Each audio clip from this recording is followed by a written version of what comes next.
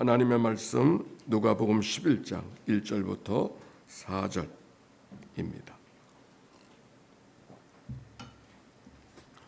같이 봉독합시다. 시작.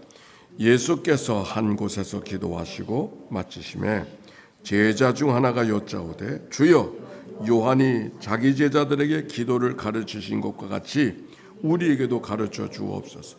예수께서 이르시되 너희는 기도할 때 이렇게 하라. 아버지여, 이름이 거룩히 여김을 받으시오며 나라가 임하옵시며 우리에게 날마다 일용할 양식을 주시옵고 우리가 우리에게 죄 지은 모든 사람을 용서하오니 우리의 죄를 사하여 주시옵고 우리를 시험에 들게 하지 마시옵고 없어서 하라. 아멘. 이는 생명의 말씀입니다. 한 주간 잘 지나셨습니까? 지난 주간에 들은 말인데 호캉스가 아니고 공캉스랍니다. 요즘에. 네. 공캉스. 네. 정말 공항에는 아주 시원해서 일하시는 분들은 땀 흘리며 일하시. 우리 최복수 권사 인정하지 않으신다고 말씀하시는데 네. 하여튼 이 말을 제가 한 것이 아니라 나를 찾아온 사람들이 공캉스로 왔어요 하면서 이렇게 와서 인사를 하셔서 제가 그런 말이 있구나 알았습니다. 오늘은 기도에 대한 말씀을 좀 나누려고 합니다. 우리가 신앙생활하면서 제일 힘들어하는 시간이 기도하는 시간이 아닌가 이렇게 생각돼요. 기도 차례가 오면은 좀 긴장하잖아. 예배할 때 보면 찬송은 열심히 부르고 설교 시간에 그냥 들으면 되는데 기도하십시오. 그럼 뭔가 이렇게 부담으로 오는 그런 일들이 있습니다. 또 기도를 한다고 하면 또 기도가 잘했는지 못했는지 또 잘했다 못했다 또 이렇게 또 평가를 받으니까 기도는 이래저래 마음의 부담이 주어지는 일입니다.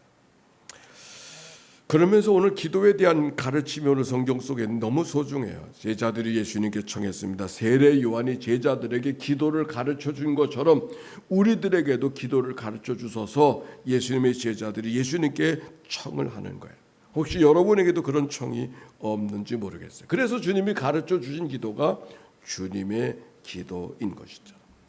자, 오늘 말씀 속에 먼저 찾아볼 수 있는 것은 기도는 저절로 되는 것이 아니라 본능적으로 되는 것이 아니라 위기에 빠지면 되는 것이 아니라 배워서 하는 것이다.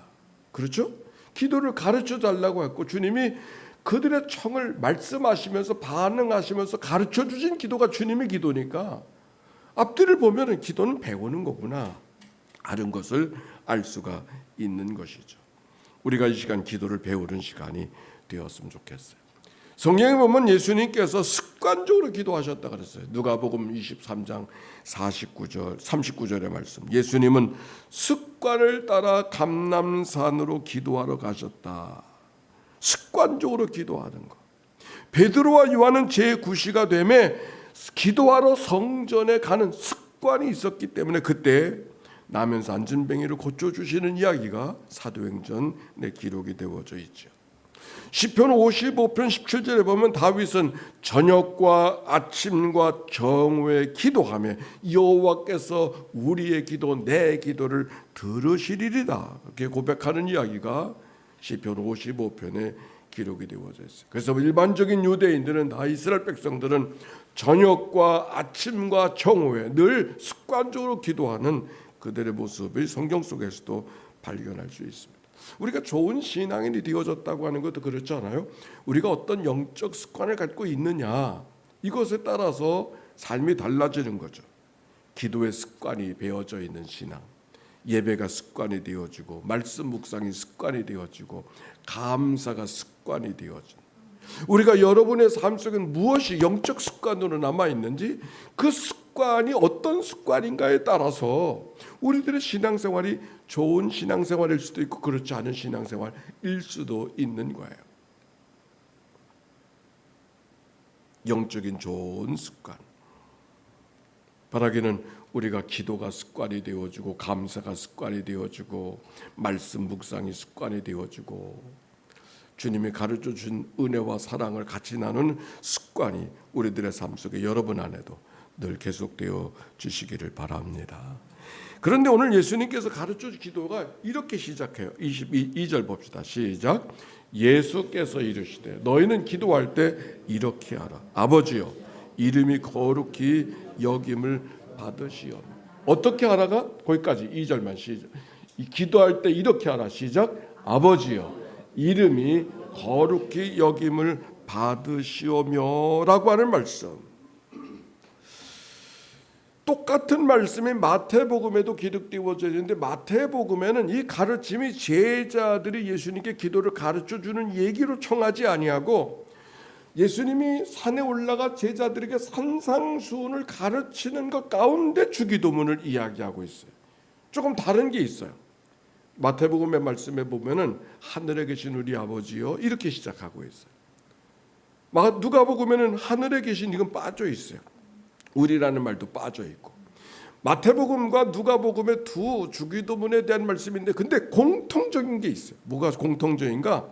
아버지라는 말이 제일 먼저 나온다는 거예요.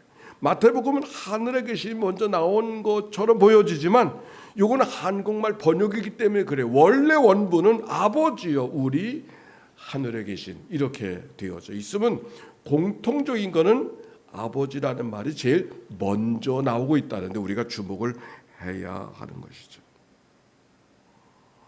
즉 하나님을 아버지라 부른다고 하는 것. 그런데 또 하나 공통적인 것은 그 하나님을 아버지라고 부른다고 하는 거예요. 하나님을 아버지라고 부른다고 하는 것이 중요한 이야기입니다. 왜냐하면 기도가 힘든 것은 하나님이 아버지가 되지 못했기 때문에 그런 거 아닌가요? 이스라엘 사람들에게 하나님을 아버지라고 고백하는 얘기는 당연한 게 아니에요. 오히려 이스라엘 사람들에게 하나님은 그렇게 쉽게 부를 수 있는 이름이 아닌 거죠. 성경을 읽어가다가 하나님의 이름이 나오면은 읽다가 침묵을 해요. 침묵을 하면 지금은 하나님을 이야기하는 시간이구나. 다 알아들이게 하나의 무언의 문화가 되어져서 그러니까 하나님의 이름을 감히 사람의 입에 담지를 못하는 거예요.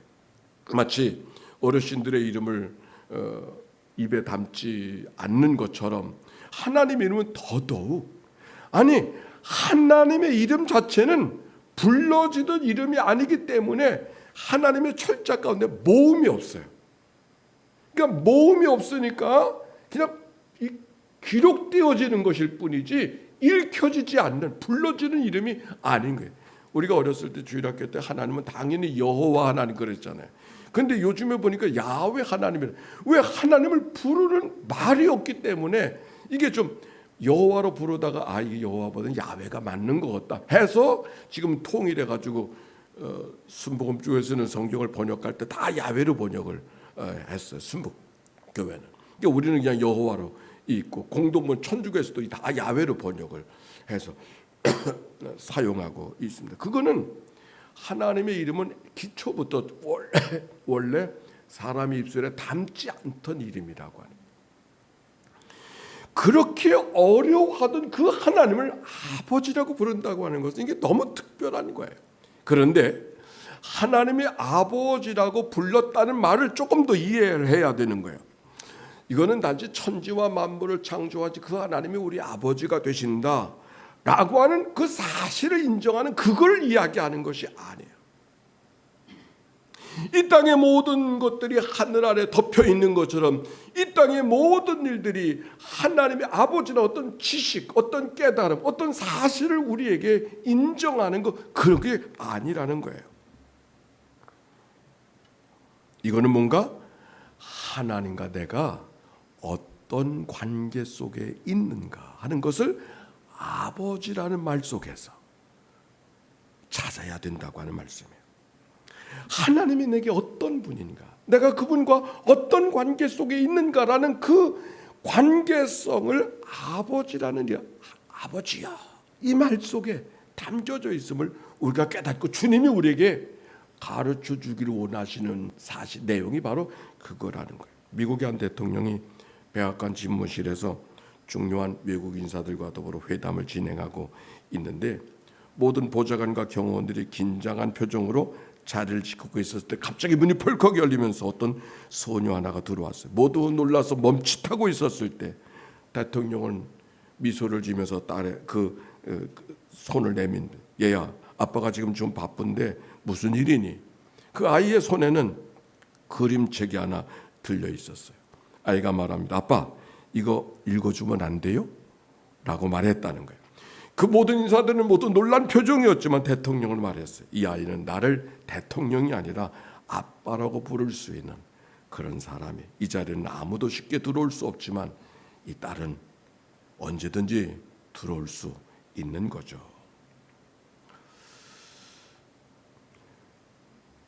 하나님이 너무 어려워서 두려워서 아무도 하나님 앞에 고개 들 수 없는, 그 이름도 부를 수 없는 그 하나님을 아버지요. 마치 갓난아이가 젖을 구할 때 많은 말을 하지 않아요. 엄마에게 맘마 하면은 그 말 속에 모든 게 다 담겨 있는 것처럼, 여기 아버지요 라고 하는 그 말 속에 내가 무엇을 구하고 있는지, 내가 어떤 형편에 있는지 그것이 다 담겨져 있는 그런 언어가 아버지요. 종교개혁자 칼빈이라는 사람이 이런 말을 했어요. 우리가 기도할 때 하나님을 아버지라고 고백하는 것은 마치 기도한 다음에 예수의 이름으로 기도합니다 라고 하는 것과 똑같은 격을 갖춘 똑같은 의미라고 하는 말씀. 즉 내가 하나님 앞에 기도한 다음에 내 기도가 내 공로가 아니기 때문에 주님의 공로를 의지해서 기도하기 때문에 예수님의 이름으로 기도합니다, 그렇게 말해야 하는 것처럼 이미 아버지요 할 때 이미 기도할 수 없는 내가 하나님 앞에 기도하고 있음을 다 드러내는, 당신의 사랑 때문에, 당신의 은혜 때문에, 당신의 그 놀라우신 인자하심 때문에 내가 하나님 앞에 기도할 수 있음을 고백하는 단어가 아버지요 라고 하는 말씀이라고 하는 가르침이었습니다. 십자가상의 예수님 마지막 기도를 기억합니까? 아버지요 내 영혼을 아버지의 손에 부탁하나이다. 나의 하나님 나의 하나님 어찌하여 나를 버리시나이까 엘리 라마 사박다니. 인간이 할 수 있는 모든 일들이 다 끝났다고 여겨지는 순간, 마지막 예수님이 입술에 담은 언어, 단어, 아버지요, 아버지요. 그리고 숨지셨음을 누가복음은 증언하고 있습니다. 하나님을 아버지라 부른다고 하는 것은 단순히 하나님을 아버지라 부를 수 있음을 말하는 것이 아니라 내가 그 하나님 앞에 자녀라고 하는 것을, 오늘도 내가 살아있음이 아버지 앞에 살아있음을 고백하는 거룩한 단어인 것을 깨닫게 하는 것이죠. 오늘 성경에 있는 이야기는 이렇게 이어가고 있습니다. 11절부터 보면 너희 중에 아버지 된 자가 아들이 생선을 달라면 자식에게 떡을 뱀을 주며 알을 달라 하는데 전갈을 줄 수 있겠느냐. 너희가 악할지라도 좋은 것을 줄 알거든. 하물며 하늘에 계신 아버지께서 구하는 자에게 모든 구하는 자들에게 성령을 주시지 않겠는가, 그렇게 말씀하셨어요. 기도가 어렵다고 말하지만 사실 기도가 어려운 것이 아니라 하나님이 내 아버지로 다가오지 않았기 때문에. 무슨 말을 해야 되는가, 어떤 멋진 단어를 사용해야 되는가, 내 기도가 다른 사람들이 어떻게 평가될 것인가, 아니 그것 아니고 그저 하나님의 아버지 앞에 기도할 수 있음을 오히려 당연하고 감사하게 기쁨으로 여기는 그런 기도. 그러고 보니까 주님이 하셨던 말씀이 기억이 났었어요. 누가복음 마태복음 6장 33절 다 같이 시작. 너희는 먼저 그의 나라와 그의 의를 구하라. 그리하면 이 모든 것이. 여러분, 이 말씀이 마태복음에서 기도에 대한 가르침을 주다가 마지막 주시는 말씀이에요. 너희는 먼저 그의 나라와 그의 의를 구하라. 그리하면 이 모든 것을 너에게 더하시리라. 여기 그의 나라와 그의 의라고 하는 게 뭔가? 그의 의라고 하는 게 뭔가? 하나님과 나와의 바른 관계. 우리가 뭘 하는 게 아니에요. 의를 구하는 것은 그 의를 위해서 내가 팔뚝을 걷어붙이고 이 어깨띠를 둘러매고 뭐 하는 게 아니에요. 하나님과 나와 바른 관계 속에 있기만 하면, 바른 관계 속에 있는 것을 먼저 확인만 하면 내게 있어야 될 것을 다 하신 하나님께서 그 모든 것을 너에게 더 하실 거라고 하는 말씀. 그러고 보니까 주기도문이 다시 읽혀졌어요. 아버지의 이름이 거룩히 여김을 받으시오며 나라의 마옵시며 뜻이 하늘에서 이룬 것 같이 땅에서도 이루어지게. 이 말씀을 보세요. 내가 하나님의 이름을 거룩하게 하려고 내가 뭘 해야 되는 게 아니잖아요. 이미 그분 자체로 거룩한 분이잖아요. 그분의 거룩을 위해서 우리가 뭘 해야 되는 게 아니잖아요. 다만 그분이 거룩하신 분이라는 것을 우리가 우리들의 입술 속에, 고백 속에, 마음 속에 인정하기만 하면, 그래서 하나님과 나와의 관계가 살아있기만 하면 그 모든 것을 너에게 더하시겠다. 그 다음에도 보세요. 우리에게 날마다 일용할 양식을 주시오. 우리가 우리에게 잘못한 사람 모든 사람을 용서하오니 우리의 죄를 사하시옵소서 고백한. 무엇을 구하는 것이 아니라 일용할 양식, 죄 지은 자를 용서해 주는 기도를 드린다고 하는 것은 내가 뭘 하면 한 것만큼 하나님이 내게 뭘 갚아주신다는 그런 의미가 아니라 이 땅에 하나님의 은혜 속에 살아가고 있음을 우리가 인정하기만 하면, 고백하기만 하면, 받아들이기만 하면 우리의 필요한 모든 것들을 주님께서 채워주신다고 하는 말씀. 여러분 어떻습니까? 저도 이렇게 좀 지나보다 보니까 이 세상에 살아가는 삶이 내가 노력하고 수고하고 머리 짜서 그걸 갖고 살아가는 삶이기보다 전혀 생각도 못했고 의도하지도 않았던 일들 속에서 그걸 은혜로 알고 살아갈 때가 훨씬 더 많죠. 그렇지 않은가요? 주어져 있는 삶, 내가 노력했기 때문에 그 어떤 결과가 주어진 것 때문에 오늘을 살아가는 것이 아니라 전혀 의도하지 않았던 일들 속에서 나보다 나를 더 잘하신 하나님께서 우리 삶을 이끌어 가신다는 그 믿음의 고백, 그 고백이 생기니까 감사가, 은혜로 고백하고 찬송하는 삶을 우리가 살아가고 있지 않습니까? 하늘에 계신 우리 아버지요, 그 아버지가 오늘도 내 하나님인 것을 고백하고 믿음으로 승리하며 살아간 또 한 주간 모두에게 있어지게 되시기를 주의 이름으로 축원합니다.